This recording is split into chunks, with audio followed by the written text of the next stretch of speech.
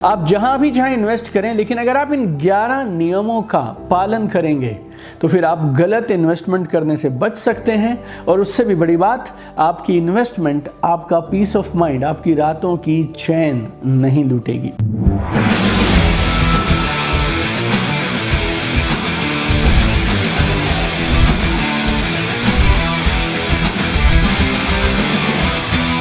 एक ख्वाहिश ऐसी है जो कभी ना कभी हर इंसान को आती है, और वो क्या है कि उसका पैसा उसके लिए काम करना चाहिए। आपका पैसा, आपकी इन्वेस्टमेंट्स लगातार चलती रहें, पैसा मल्टीप्लाई होता रहे, आपकी इन्वेस्टमेंट्स बिना आपकी इन्वॉल्वमेंट के कमाल के रिटर्न्स देते रहें। लेकिन ये ज़्यादा रिटर्न्स पाने की और जल्दी रिटर्न्स पाने की एक ख्वाहिश कई बार इस कदर बढ़ जाती है, हम गलत इन्वेस्टमेंट डिसीजंस ले लेते हैं, और वो गलत निर्णय लेने की वजह से हमारा मूल रकम, हमारी जो सेविंग्स है, जो हमने कड़ी मेहनत से कमाई है ना, वो भी बर्बाद हो जाती हैं। देखिए, मैं पैसे की वैल्यू को भली भांति समझता हूँ, और ये जो एक एक रुपया आप कमाते हैं और उसके बाद उस एक एक रुपये को आप किस कुर्बानी से, सेक्रीफाइस से, मेहनत से आप सेव करते हैं, उस दर्द को मैं भली भांति समझता हूँ। इसके लिए इस वीडियो में मैं आपके साथ शेयर करने वाला हूं 11 खास रूल्स, 11 ऐसी खास चीजें जो आपको इन्वेस्टमेंट करने से पहले जरूर याद रखनी चाहिए। आप जहां भी चाहें इन्वेस्ट करें, लेकिन अगर आप इन 11 नियमों का पालन करेंगे तो फिर आप गलत इन्वेस्टमेंट करने से बच सकते हैं। और उससे भी बड़ी बात, आपकी इन्वेस्टमेंट आपका पीस ऑफ माइंड, आपकी रातों की चैन नहीं लूटेगी। तो आइए समझते हैं जल्दी से 11 गाइडलाइंस, 11 सिंपल नियम जो आपको इन्वेस्टमेंट से पहले हमेशा याद रखने चाहिए। सबसे पहला तो आपको यह समझना है कि आप आखिर ये पर्टिकुलर इन्वेस्टमेंट कर क्यों रहे हैं। तो हर इन्वेस्टमेंट से पहले आपको ये समझना ज़रूरी है कि आप ये जो 50,000, 1 लाख, 20,000, 10 लाख लगा रहे हैं, उसका उद्देश्य क्या है। आप लिक्विडिटी कब चाहते हैं, रिटर्न्स कब चाहते हैं, क्या आप रिटायरमेंट की तैयारी चाहते हैं इस इन्वेस्टमेंट के माध्यम से, या फिर कोई फ्यूचर में आप बड़ी परचेज करना चाहते हैं, आपको एक बड़ी प्रॉपर्टी या गाड़ी खरीदनी है, उसके लिए आप ये फंड इकट्ठा कर रहे हैं। आखिर आप ये इन्वेस्टमेंट कर क्यों रहे हैं। जब ये क्लैरिटी आती है ना कि इस पर्टिकुलर इन्वेस्टमेंट का गोल क्या है, तो फिर आप अपने लिए उस पर्टिकुलर गोल को अचीव करने के लिए एक स्मार्ट और सबसे शानदार, सबसे उपयुक्त इन्वेस्टमेंट अपॉर्चुनिटी ढूंढ सकते हैं। सो इन्वेस्टमेंट करने से पहले बड़ा साफ समझ आना चाहिए इन्वेस्टमेंट का लक्ष्य क्या है, इस पर्टिकुलर इन्वेस्टमेंट का गोल क्या है। दूसरा, इसको आप गौर से समझिएगा, इसे मैं बोलता हूं इमरजेंसी फंड। जब भी कभी आप इन्वेस्टमेंट करने लगें, उससे पहले आपके पास 6 से 12 महीने का एक इमरजेंसी फंड होना चाहिए। आपके जो भी बेसिक खर्चे हैं, जो भी हर महीने आपको ज़रूर खर्च करना पड़ता है, चाहे उसमें रेंट हो, गाड़ी की EMI हो, आपके बच्चों की फीस हो, या कुछ बेसिक एक्सपेंसेस हैं, ग्रॉसरी से लेके, दूध से लेके, जो जो आपके बेसिक ज़रूरी खर्चे हैं, अगले 6 से 12 महीने के खर्चे आपके पास एक फ़ंड में अवेलेबल होने चाहिए। उस फंड को आप FDs में रख सकते हैं, उस फंड को आप बैंक अकाउंट में रख सकते हैं, जिस भी तरह से आप चाहें उस तरह से रख सकते हैं, लेकिन आपके पास वो लिक्विड फॉर्म में अवेलेबल होना चाहिए। तीसरा, आपके पास अपनी और अपने परिवार के लिए एडिक्वेट हेल्थ इंश्योरेंस होना चाहिए। आज के समय में एक मेडिकल इमरजेंसी आपके फाइनेंशियल गोल्स को, आपके लाइफ गोल्स को पूरी तरह बदल के रख सकती है। It has a huge impact on you. So आपके पास एक मेडिक्लेम पॉलिसी होनी चाहिए जो आपको और आपके परिवार को एडिक्वेटली कवर करनी चाहिए किसी भी मेडिकल इमरजेंसी के लिए। चौथा, ये आप सबके पास होना चाहिए, आपकी लाइफ का एक बेसिक कवर आपके पास ज़रूर होना चाहिए, जिसे आप टेक्निकली टर्म इंश्योरेंस बोलते हैं। टर्म इंश्योरेंस क्या होता है? अगर आप नहीं रहे तो आपके बाद आपके नॉमिनी को एक फिक्स्ड अमाउंट मिलेगा, लेकिन टर्म प्लान में जब आप जीवित रहते हैं तो फिर आपको कुछ मिलने वाला नहीं है। सही मायने में इंश्योरेंस का मतलब ही टर्म प्लान होता है। और आप कितना टर्म प्लान का कवर ले पाएंगे ये डिपेंड करता है आपकी करंट सैलरी कितनी है। कुछ कंपनीज आपकी सैलरी का 16 गुना देती हैं, कुछ सैलरीज का 20 गुना देती हैं। तो आपको ये चेक करना पड़ेगा कि आपकी करंट सैलरी के बेस पर आपको कितने रुपए का टर्म प्लान मिल सकता है। लेकिन आपकी जो भी करंट सैलरी हो उस सैलरी के बेस पर आपको अपने लिए मैक्सिमम टर्म प्लान ले लेना चाहिए। रफली अगर मैं बात करूं तो अगर आप 2000 पर मंथ देते हैं और अगले 10 साल देते हैं तो अपने लिए आप 1 करोड़ का टर्म प्लान ले सकते हैं।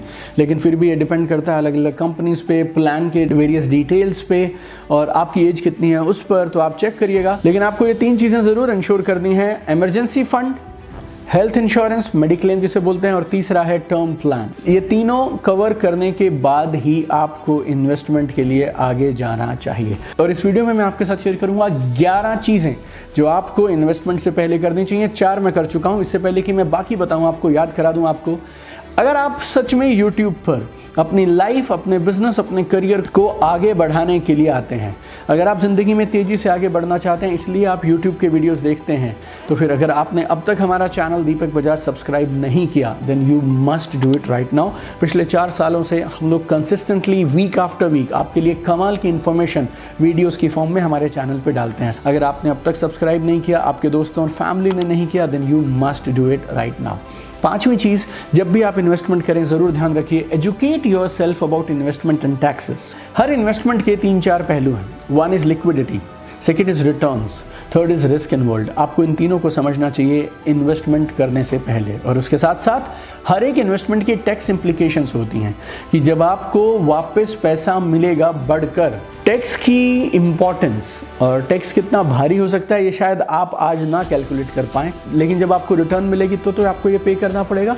तो आपको टैक्स इम्प्लीकेशन भी आज ही इन्वेस्टमेंट से पहले ज़रूर समझ लेना चाहिए। नंबर 6, वेरी सिंपल, जब भी आप इन्वेस्टमेंट करें अपने लिए एक पोर्टफोलियो बनाइए। पोर्टफोलियो धीरे धीरे बनता है। पोर्टफोलियो का मतलब है आपकी सारी इन्वेस्टमेंट एक ही चीज़ में नहीं होनी चाहिए। स्टॉक्स रखिए, बॉन्ड्स रखिए, गोल्ड हो सकते हैं, म्यूचुअल फंड्स हो सकते हैं, रियल एस्टेट हो सकता है, एफडीज में आप रख सकते हैं, शॉर्ट टर्म लिक्विडिटी के लिए कुछ और आप कर सकते हैं। सो इन सब का पोर्टफोलियो बनाकर आपको हमेशा इन्वेस्ट करना चाहिए। नंबर 7, हमेशा मेंटली इस बात के लिए तैयार रहिएगा कि आपको छोटी शुरुआत करनी चाहिए।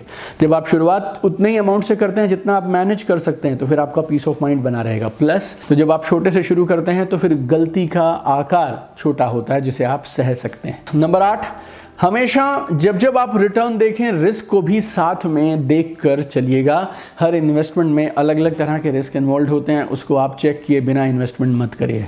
9वां और खास, जब भी आप इन्वेस्टमेंट करें अपनी खुद की बुद्धिमत्ता से करिएगा, मार्केट के इन्वेस्टमेंट टिप्स के बेस पर मत करिएगा। ये टिप्स देने वालों का अपना कुछ एजेंडा हो सकता है, हर टिप कामयाब नहीं होगी। टिप्स देने वाले जनरल टिप्स दे देते हैं, लेकिन वो टिप आपके ओवरऑल गोल्स में फिट बैठती है नहीं बैठती आपको नहीं मालूम है। तो टिप्स के बेस पर इन्वेस्ट मत करिएगा। नंबर 10, वेरी सिंपल, इन्वेस्ट करने के लिए लोन कभी मत लीजिएगा। इन्वेस्टमेंट के लिए लोन कभी मत लीजिएगा। Number 11, very simple but very important, जहां पे भी आप इन्वेस्ट कर रहे हो हमेशा याद रखिएगा जो रिटर्न्स आपको मिल रहे हैं वो कम से कम इन्फ्लेशन से ज़्यादा होने चाहिए। अगर इन्फ्लेशन ही 5% है, इन्फ्लेशन का मतलब है जो चीज़ आपको 100 रुपये की मिल रही है साल बाद आपको 105 की मिलेगी।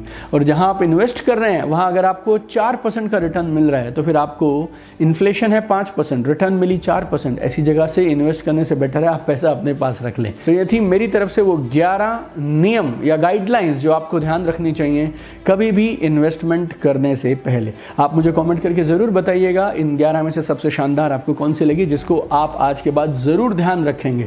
और इस वीडियो को आप मैक्सिमम लोगों तक जरूर शेयर करिएगा, व्हाट्सएप पे, फेसबुक पे, टेलीग्राम पे, यूट्यूब पे, जहां जहां आप कर पाएं। और इन्वेस्टमेंट सही जगह पे लगे और इन्वेस्टमेंट ग्रो करें। अगर आपका एक शेयर ये मदद कर सकता है किसी की तो आपको ज़रूर करना चाहिए। जल्दी से आपको समराइज कराता हूँ 11 चीज़ें जो हमने अभी सीखी हैं। नंबर 1, हर इन्वेस्टमेंट से पहले याद रखिए आपका उस इन्वेस्टमेंट के लिए गोल क्या है। नंबर 2, इमरजेंसी फंड ज़रूर बनाइए तब शुरू करिए।